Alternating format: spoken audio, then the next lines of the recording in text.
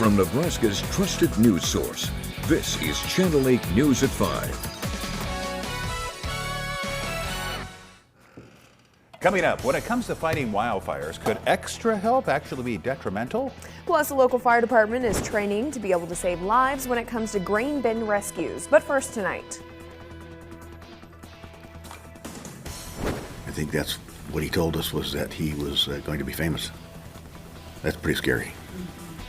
New details on the stabbing that happened in Waverly yesterday. Good evening, everyone, and thank you for joining us on this Friday night. Good to have you with us. Some jarring new information released today on a story we first brought you yesterday afternoon. The Lancaster County Sheriff's Office says a Waverly teen is recovering after being stabbed several times, including in the heart.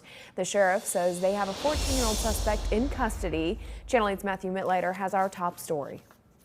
This morning, the Sheriff's Office shared that they have a 14-year-old suspect lodged in the Youth Assessment Center on suspicion of attempted first-degree murder. They are currently not releasing his name. The incident occurred yesterday at Wayne Park and involved two teens from Waverly High School who were out of school on Thursday and Friday for their fall break. The Sheriff's Office says they don't think the two knew each other well or had a prior connection. Deputies are still looking for a reason behind the stabbing and have been investigating since yesterday. It's very unusual, and I think part of his motivation was notoriety, and that's why I'm not going to say his name. I think that's what he told us, was that he was going to be famous. That's pretty scary. The victim suffered possible life-threatening injuries and did receive surgery on a stab wound which pierced his heart. LSO says he's been upgraded to serious condition and is currently recovering. One of the victim's friends said the stabbing was a surprise to her. She said the suspect was new to their school, but seemed like a good kid. We don't know the reason why he stabbed him yet. He's like a really big teddy bear, and he doesn't really do fights or anything. He's a really good kid. Waverly locals say the park is usually a safe place, and this stabbing was unexpected. George Lippold, a resident of Waverly, said he usually walks the park every day with his dog Binks, but they didn't see what happened yesterday. Well, we come to the park every day and usually sit over here sometimes, or at the south shelter. It's a good place for the kids to gather, especially on a day off when they're not in school. They get a chance to get together and mingle. So I hope the kid survives, and I hope the other kids learns his lesson one way or another. Deputies say they recovered a knife while the park was shut down for several hours yesterday. Sheriff Wagner says the suspect is from Colorado and moved here recently, so they are working with authorities there to look into his criminal background. The Sheriff's Office says they'll be releasing more info within the next few days. Reporting in Lincoln, Matthew Mittleiter, Channel 8 News. The sheriff says the county attorney's office is looking into whether the 14-year-old suspect can be charged as an adult or not. We know wildfires have been a big problem in some parts of the state. Rural residents eager to help battle those wildfires are being warned, be careful. Channel 8's Jatine Tinsley joins us now with more on that. Jatine? Earlier today, we reported that some residents in rural communities have decided to step up, step in, and begin battling wildfires on their own. While it is devastating to see your community ablaze, jumping into the line of fire could make things worse. No one wants to see their home go up in smoke, so buying personal fire rigs to protect your assets seem enticing. But there are dangers associated with firefighting that can make well-intentioned help quickly turn into an unintended rescue situation. 27-year veteran firefighter and instructor for the National Fire Academy, Michael McLear, cautions residents on the potential dangers of battling the blaze. If we have civilians staying around that have limited knowledge, fire is fast, fire is hot, and fire is black. So they could become part of the incident. Not only their property, but their own personal safety could be affected. And now we dedicate crews not only fighting the wildland fire, but also trying to execute a recovery, a rescue, things of that nature. McLear says his #1 tip for surviving a wildfire is having a fire escape plan for your household and practicing it before the threat of fire begins. While buying and outfitting personal fire rigs may not be the best fire protection plan for rural communities, there is a safer solution for residents who are eager to help. We'll tell you what you can do to decrease the risk imposed by rural fires coming up tonight at 6. All right, look forward to it. Thank you, Jatine. You're welcome. For the first time ever, Bennett Fire and Rescue is receiving grain bin rescue training. The department hosted an event last night with the Eagle and Southeast fire crews.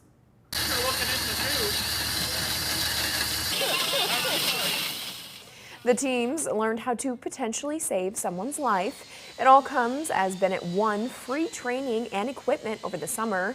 Since 2014, the Grain Bin Safety Campaign has awarded 265 rescue tubes across 31 states to first responders. Fire Chief Tim Norris says this is vital for rural departments who might not have the proper training. We just don't know anything about grain bin rescue.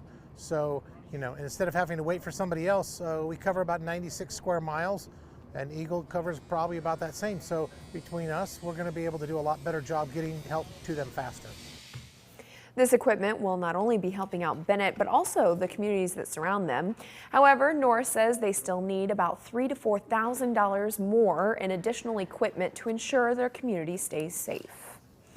Now to historic inflation numbers continuing to climb. Prices for everything from food to medical care costing Americans more. But some good news for seniors whose Social Security payments will be going up. ABC's Alexis Christoforous has more. From the grocery store to the doctor's office, stubbornly high inflation chipping away at American household budgets. Consumer prices jumping 8.2% in the past year, far outstripping wages, which are up just 5%. The typical American household now spending $445 more each month to cover the basics like rent and food. Higher prices being felt across the board. Food up 13% and medical costs rising 6.5%. Falling gas prices were a bright spot last month, but they're back on the rise after oil-producing nations agreed to cut oil production. And as we head into winter, the government warning it will cost at least 28% more to heat our homes. The Federal Reserve's string of interest rate hikes to try and cool inflation has left many priced out of the housing market as mortgage rates hit a 20-year high. One piece of good news, Social Security recipients getting their biggest cost of living increase in 40 years, boosting their monthly payments by $146. But some seniors say that's still not enough. We need more help, more money for our medications, for our food, for our rent. President Biden acknowledging Americans are struggling with higher prices, but using the report to make a pitch for Democrats ahead of the midterm elections. Republican wins, inflation is going to get worse. It's that simple. Despite the hot inflation report, stocks staged a stunning rebound Thursday, the Dow rising 800 points as investors scoop up beaten down stocks and bet that high inflation will soon peak. Alexis Christoforous, ABC News, New York. Well, how about we get a check of our weather on this Friday? Meteorologist Jessica Blum is in for Rusty tonight. And Jess, those winds are still roaring today. Yeah, we've been gusting upwards of 40 miles per hour, even here in the capital city as well as out west. So we'll look at some of those gusts here in a bit. But conditions have been clearing out for most of the day. We were cloudy earlier today, and that dictated a lot of our high temperatures today. But look at our Southeast Community College. We're bright and sunny at this time of the day. And clouds have moved out of the area quickly. But look at high temperatures today. We're a little bit cooler off to the north and east with highs just around the low 60s, and then off to the south highs in the 70s because of where that cloud cover ended up being. But dew points are really low and have been low throughout the state today, so there is still a red flag warning in effect through this evening as well. Critical fire conditions still exist because of these high winds that have been whipping upwards of 40 miles per hour throughout the days. So we kind of wonder when this wind's going to end. Well, it's going to continue through the weekend, and it's going to continue to affect some of the high school games going on around the day, including the game of the week, Seward against Waverly tonight, kickoff at 7 o'clock. Conditions going to be right around 57 degrees with those northwesterly winds gusting upwards of 25 miles per hour throughout this evening as well. But clear skies will make a pretty good evening for some football tonight, and we'll continue to look at some of these winds going into the full forecast. But again, these winds have just been crazy. I think a lot of people are wondering when it's going to end, and it's going to continue throughout the rest of the weekend before we see maybe even some frost potential by next week. So there's a lot to talk about coming up in the full forecast. All right, we'll check back in with you soon. Thank you, Jessica. Nebraska is showing off its fall festivities this weekend with Halloween trunk or treats. Plus, local vendor craft markets to start your holiday shopping early, and bonfires and hay rack rides. Tomorrow, from 4 to 7, you can head to the Capitol Humane Society for Tales and Treats. Put on your costume and grab the kids and the dog for a trunk or treat, along with games for pets and people, a bounce house, and much more, including a puppy costume contest. Tickets are $5 for each person and pet until the end of today. Tickets increase to $10 tomorrow. Indian Cape State Park is hosting its 27th annual Haunted Hollow, where tonight you can enjoy a drive-in style movie. They're showing Edward Scissorhands. And Saturday, the park will host a market along with a pink pumpkin walk in support of breast cancer awareness. And of course, a trick-or-treat hosted by the VW Busketeers. If you'd rather head toward Ashland, the Lee G. Simmons Safari is inviting guests to enjoy the park after hours. Today and Saturday, you can enjoy the Halloween Safari with a campfire dinner and s'mores, hayrack rides and Halloween games, plus so much more. The park is open from 5 to 8 tonight and tomorrow, and don't forget your costume. Also in Ashland, the River Valley Artisan and Craft Market. 45 vendors from across Nebraska, Iowa, and South Dakota are gathering at Mahoney State Park to sell their handmade products. The market is open 9 to 4 tomorrow and 9 to 3 on Sunday. There is no admission fee to the fair, but all vehicles entering the park must have a park pass or purchase a day pass. And back here in Lincoln, the Made Here Market runs Saturday from 2 to 6, where you can shop with 32 local creators selling their goods like prints and paintings, stickers and jewelry, and so much more. Head to 11th and B tomorrow to enjoy some live music, great food, and get a jump on your holiday shopping while supporting small businesses in your community. And for more information on these events, plus a whole bunch more going on across the state, head to our website, klkntv.com. Coming up, 5 innocent lives taken in the latest mass shooting in America. The details on the shooting in North Carolina and your full forecast after the break.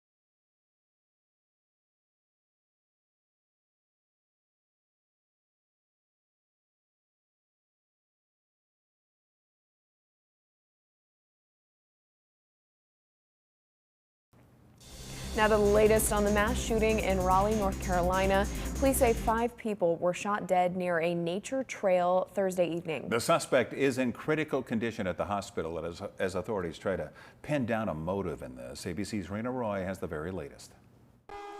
5 innocent lives taken in an instant in the latest mass shooting to rock America. We're sad, we're angry, and we want to know the answers to all the questions. Among the dead, 49-year-old Susan Carnatz, a 16-year-old boy who was a junior at a local high school, and Gabriel Torres, a 29-year-old off-duty police officer on his way to work, was also fatally shot. We have an officer down. We have an officer down. Police say a 15-year-old opened fire just after 5 p.m. Thursday in Raleigh. And ABC News can now report that the suspected shooter is related to one victim who was killed. 2 others, including another officer, were also injured but survived. No neighborhood, no parent, no child, no grandparent. No one should feel this fear in their communities.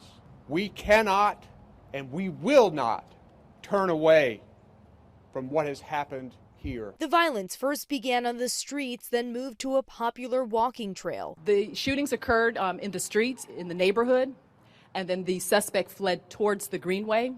And then we had some more victims who were shot in the Greenway. The gunman engaging in a long standoff with police. Authorities say before being taken into custody with serious injuries. It's unclear how he was hurt. Authorities still working to determine a motive. An initial report expected in 5 days.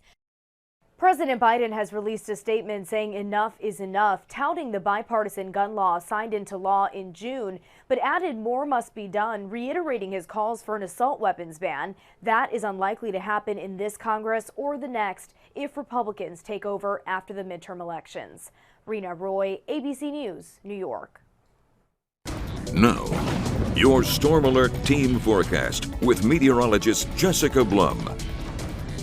Hey, good evening, everyone. Happy Friday. Look outside right now. We've got more sunshine in the mix for us now, and you can see from our groundworks cam, it has been so windy out there. Gusts upwards of 40 miles per hour, but those clouds have moved on. We've warmed up a little bit again in the past couple hours, but again, right around the mid-60s. Right now, looking at these wind speeds across the area, 23 miles an hour here in Lincoln, reported sustained out of the northwest, 28 in Aurora, 25 in Grand Island, and looking across the state, it's been breezy out to the west as well. Ogallala right now reporting wind gusts anywhere from 30 to 40 miles per hour as well. Scottsbluff, the same story. And then off to, we were looking at just a couple seconds, some of these winds have been enforcing this red flag warning that's currently in effect for some of these dry areas off to the south as well. But 37 miles an hour as a wind gust in Grand Island too. It's just these windy conditions have persisted for the past few days, and an upper level system supported some showers throughout northeast and eastern parts of Nebraska throughout this afternoon. We didn't see much because there's been a lot of dry air that we've tried to combat to see any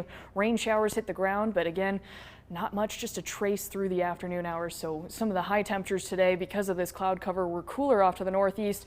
Only a high today in O'Neill of 59 degrees, 63 in Norfolk, a little bit warmer here where we saw a little bit more sun today in Lincoln at 66 degrees. And then the south and southwestern parts got up to be a little bit warmer, 79 in McCook as of today. But some parts have cooled down. We're still sitting around our high temperatures right now, 66 degrees currently in Lincoln, 67 in Grand Island, as well as 60 in Broken Bow. But stormcasts throughout the rest of the day, we are going to continue to be clear throughout the evening hours across the state before we start to see some more clouds and mix in throughout the day tomorrow. A cold front's eventually going to make its way through, bring in some more cloud cover, and eventually shift those winds to be out of the northwest once again, and then we'll continue to cool off for the next several days, including tomorrow night. But again, wind gusts are going to be pretty high throughout the evening hours, especially for some of those high school football games tonight. Gusts anywhere from 25 to 30 miles per hour before we start to calm down after the midnight hour. So we'll be mostly clear tonight with a low right around 36 degrees. We'll be breezy, but then again, those winds are going to calm down right after midnight, and then we'll be chilly after that with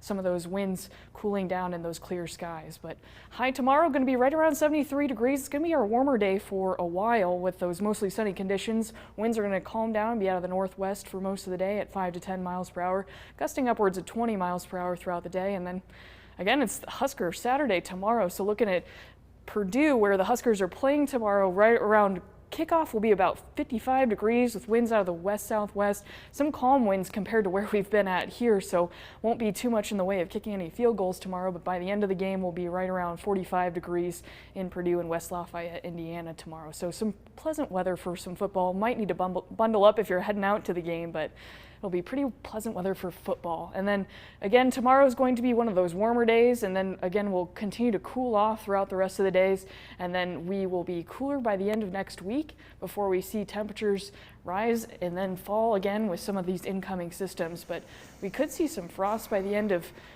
next week as well, with temperatures dipping into the lower 20s and 30s, and then we'll talk about some more rain chances in the forecast as well. But right now, warmer weather tomorrow to take advantage of before we start to cool off into the 50s by next week. Yeah, that looks like a nice weekend to me. Yeah. Can you imagine, you were talking about the game, can you imagine being a kicker kicking into the wind? No.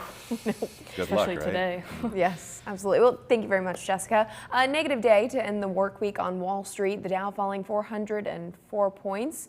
NASDAQ is down 328. There they are.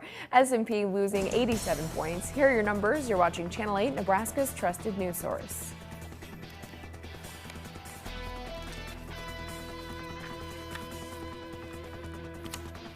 Tonight, countdown to the midterm.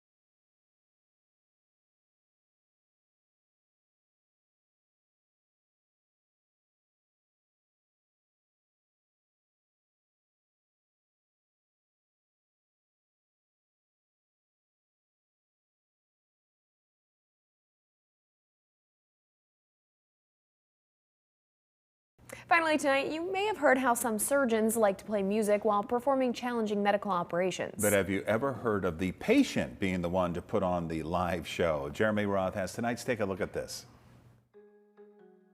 An amazing feat that took place during a brain surgery procedure in Italy was, for lack of a better term, mind-blowing. Video shared by Paideia International Hospital shows an alert patient playing a saxophone as surgeons work to successfully remove a tumor from his brain. You might be thinking, why would they do this? Well, so-called awake surgeries like this one allow surgeons to perform complex procedures on the brain while monitoring in real time any effect on the patient's neurological functions, in this case, his ability to play the saxophone. Awake surgeries such as this one have been done before. In 2020, a patient in London played a violin during a similar brain operation, and in both cases, the patients reportedly recovered with their talents intact. That's got to be music to the surgeon's ears. A new brain study from Australia claims medical researchers were able to get microscopic brain cells in a petri dish to play the classic video game Pong. Researchers used electric probes connected to microscopic neurons, sending signals to spur the cells to adapt to a changing environment, in this case, the back-and-forth game. They even had a real-time digital mapping of the cellular activity during gameplay. And while the video may be a reminder of just how boring Pong is, the cellular science behind the brain game breakthrough is really quite amazing. For Take a Look at This, I'm Jeremy Roth. Jessica joins us now with the final check of the weather, and it's going to stay dry for a while, isn't it? Yeah, it's going to be warmer tomorrow. We've got a high of around 73 degrees, but then we cool off to start the week with not many rain chances in the forecast. Maybe a chance by next Monday, rain possible by then, but we're going to be cooling off into the 50s early next week and could see a hard freeze by early Monday into Tuesday by next week. So going to be a cold stretch. All right. Thank you very much, Jessica. Hope everyone enjoys the beautiful weekend ahead. And thank you all so much for joining us tonight. Don't forget, World News Tonight with David Muir is coming your way next, and then we'll be right back here at 6 and 10. Hope to see you then. With the Channel 8 News mobile app, you'll be the first to know. Get alerts about breaking news and weather, all in the palm of your hand. We only do one thing at Comfort Made Mattress Factory, handcraft the highest quality mattress possible. It's backed by a lifetime comfort guarantee. Come see us.